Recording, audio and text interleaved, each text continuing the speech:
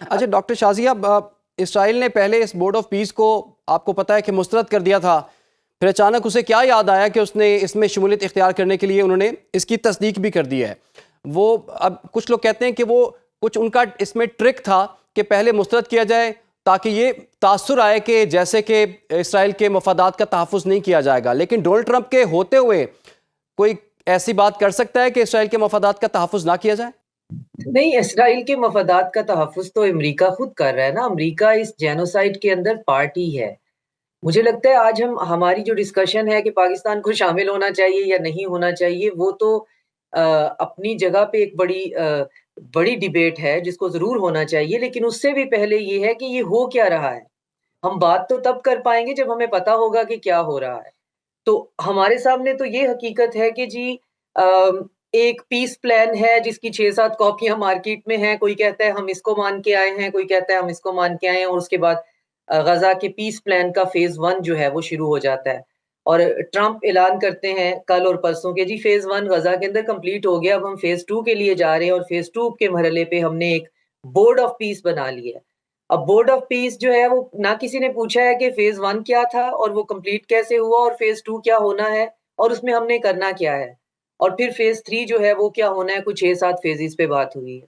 तो कल तक जो है वो पाकिस्तान में फ़ॉरेन ऑफ़िस से जो खबर आई थी वो ये कि जी हम इसका फ़ैसला पार्लियामेंट में करेंगे।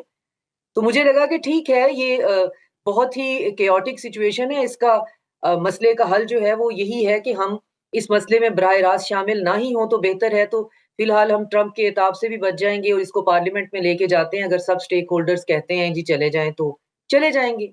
लेकिन आज फिर खबर आई है कि डेवोस में हमने हमने भी एग्री कर लिया है और तुर्की ने भी एग्री कर लिया है कि हम जा रहे हैं। तो हमारा प्रॉब्लम ये है कि ये जो बोर्ड ऑफ पीस है, ये बहुत वेग है, ये बहुत एम्बिगुअस है और इसकी कोई डॉक्यूमेंटेशन हमारे पास बाहिर नहीं है। और चूँकि हमारे पास बाहिर नहीं है, तो फिर हम सवाए टामक-टोहियाँ मारने के और कुछ नहीं कर सकते क्योंकि हमें पता ही नहीं है कि वहाँ पे क्या होना है। यही मैं अर्ज़ कर रही हूँ कि अगर हम वहाँ पे शमूलियत के लिए जाते भी हैं, तो हम वहाँ क्या करने जा रहे हैं? और फिर सबसे बड़ी बात ये कि ये जो बोर्ड ऑफ पीस बन रहा है, ये यूनाइटेड नेशन के चार्टर को बायपास कर रहा है। वो इसके बारे में ढके-छुपे लफ्ज़ों में कह रहे हैं, फिर कभी मानते भी नहीं है कि यूनाइटेड नेशंस जो है उसने कुछ भी नहीं किया, तो अब दुनिया को जो है वो मल्टीपोलैरिटी के साथ जो है वो ऐसे मेकशिफ्ट अरेंजमेंट बनाने चाहिए जो कि जो प्रॉब्लम्स को सॉल्व करे, जो कॉन्फ्लिक्ट को रिज़ॉल्व करे। तो अगर ये ऐसा ही कोई मेकशिफ्ट अरेंजमेंट है, हम तो हमेशा से कहते हैं कि यूनाइटेड नेशन जो है वो डिफंक हो गया हुआ है, जिसको आपने ही कर दिया हुआ है। तो अब अगर आप यहाँ पे चप 56-57 ममालिक लेकर वहाँ जा रहे हैं, जिसमें जो बोर्ड के ऊपर जो ख़ास नुमाइंदे हैं, वो सिलिकॉन वैली के जो जायंट्स हैं, फिर उसके बाद उसमें प्रॉपर्टी डीलर्स हैं, फिर टेक के लोग हैं और साथ में आप चाह रहे हैं कि जी बाकी ममालिक भी इसको लेजिटिमाइज़ करने के लिए चले जाएँ।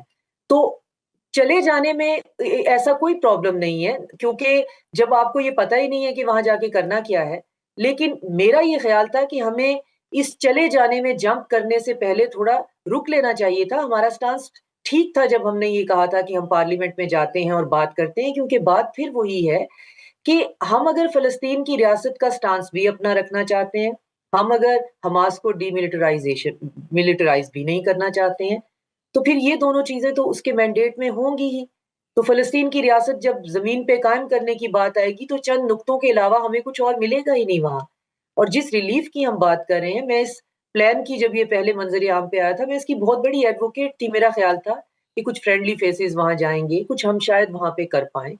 लेकिन अगेन हमने बहुत दुरुस्त स्टांस लिया था कि जब तक यूनाइटेड नेशन का मैंडेट नहीं होगा, हम अपने फौजी नहीं भेज सकते। और आज हमें नहीं पता कि हमारे सिविलियन वहाँ जाएँगे या अब सिर्फ़ पाकिस्तान उस बोर्ड में शामिल हो गया है। गॉड नोज़ उसके बाद हमने क्या करना है क्योंकि फ़ेज़ 2 पे तो रिकंस्ट्रक्शन होनी थी, फ़ेज़ 1 जो है उसके अंदर वॉर रुकनी थी, जेनोसाइड रुकना था। तो ना तो फ़ेज़ 1 में वॉर और जेनोसाइड रुका। अब फ़ेज़ 2 के अंदर जो रिकंस्ट्रक्शन होनी है, वो क्या होनी है, किसने करानी है? तो मेरी मेरी अर्ज़ ये है कि हमें ख़ास तौर पे मीडिया को और एकेडेमिया को प्रॉपरली ब्रीफ़ कर दिया जाए कि जी। अगर हम एज़ अ स्टेट किसी चीज़ के लिए एग्री करके आ गए हैं, तो वो है क्या? अगर तो वो वही है जिसको मैक्रोन कह रहे हैं, मैं नहीं जाना चाह रहा, जर्मनी कह रहे हैं जी हम नहीं जाना चाह रहे, चाइना कह रहे हैं, उनको बुलाया तो वो कह रहे हैं जी हमने होल्ड पे डिसीज़न रखा हुआ है, रशिया कह रहा है जी मैंने होल्ड पे रखा हुआ है।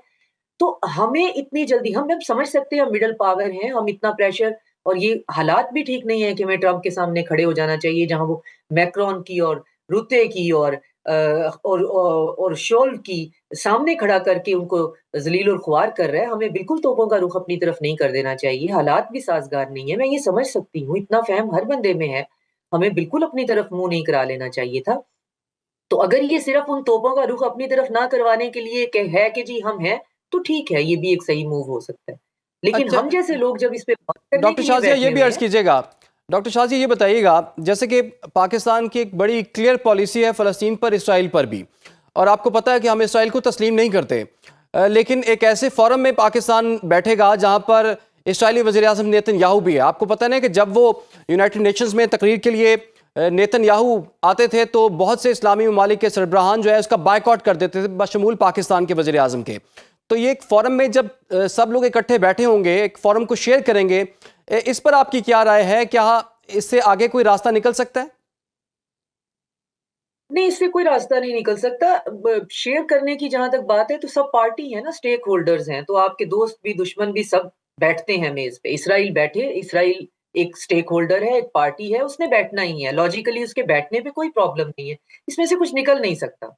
इसमें से इसलिए कुछ नहीं निकल सकता कि इसमें आधे तो इस्लामी ममालिक, आधे नहीं तो चलें 1 क्वार्टर आप ऐसे समझ लें, उनके करीबो-जवार और पड़ोस में ऐसे हैं जिनकी पॉलिटिकल विल ही नहीं।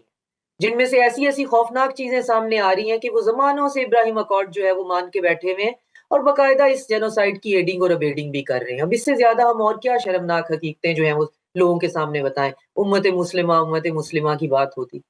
तो अब इस जेनोसाइड पे भी अगर हम खुल के बात नहीं करेंगे तो शायद फिर इसका बोझ हमसे हमसे ढोया नहीं जाएगा। अपने कॉन्शियस पे नहीं ढोया जाएगा। तो बैठने में कोई हर्ज नहीं है।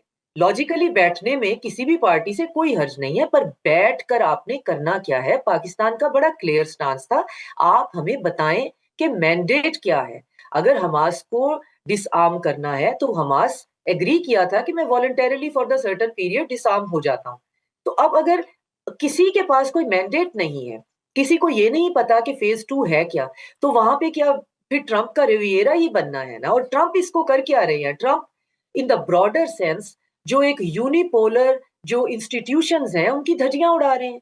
वो आईसीसी को नहीं मानते, उसको सैंक्शन कर रहे हैं उनके जजेस को। यूनाइटेड नेशन में जो फ्रांचेस्का एल्बनीज़े जैसे कैरेक्टर हैं, उनको सैंक्शंस कर रहे हैं। यूरोप में मीडिया सैंक्शन हो रहा है, मीडिया पर्सनल जो हैं, उनके अकाउंट्स फ्रीज़ हो रहे हैं सिर्फ़ जेनोसाइड पे बात करने के लिए।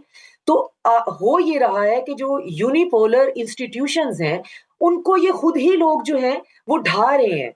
हम अगर करें तो बात भी है, हम तो ज़मानों से कहते आ रहे हैं जी ये डिफंक हैं, ये हमारा खून चूसते हैं, इन्होंने हमारी ज़िंदगियाँ जहन्नम बनाई हुई। अब ये खुद ही उनको मलबे का ढेर बना रहे हैं। वो यूनाइटेड नेशन जिससे मेरी रिज़ेंटमेंट तो कोई तुक बनती है, इनकी क्या रिज़ेंटमेंट है यूनाइटेड नेशन से?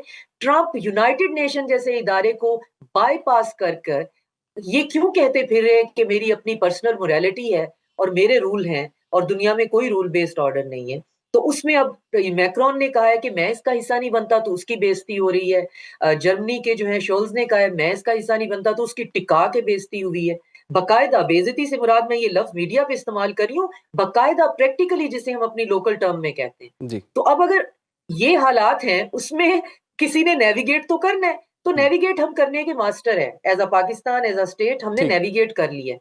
लेकिन हमें क्लैरिटी चाहिए कि हम अगर कोई चीज़ एग्री करके आ गए हैं, जिसमें सही। हम 1 दिन पहले तक इतने रिलक्टेंट थे कि कह रहे थे कि इसको पार्लियामेंट में जाना चाहिए और हमारे फ़हम और अकल में था कि ये सारे का सारा एक फ़साड है, धोखा है, ठीक है, आपके ख़्याल हिपोक्रेसी में है। मज़ीद क्लैरिटी की इसमें कुछ ज़रूरत है।